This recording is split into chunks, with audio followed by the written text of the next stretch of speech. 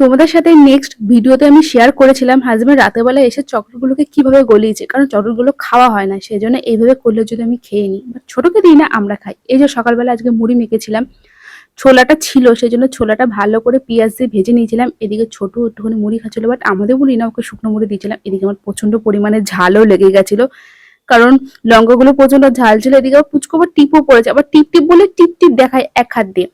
তারপরে যাই হোক, এদিকে আবার স্নান করার আগে আমি যেটা স্যুপটা খাওয়াচ্ছি, স্যুপটা খাবিয়ে তারপরে ওকে আমি স্নান করাতে নিয়ে যাবো। স্নান টান করে ওকে ঘুমও পাড়িয়ে দিয়েছি আমি।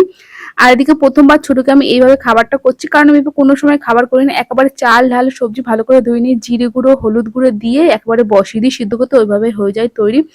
বাট ঘি দিয়ে খাবারটা আমি তৈরি করলাম। এই খাবার রেডি হয়ে গেছে, একটা ডিম সিদ্ধ আর একটুখানি উচ্ছে দিচ্ছি পাতে যাতে ও খায়, খেয়েছিল।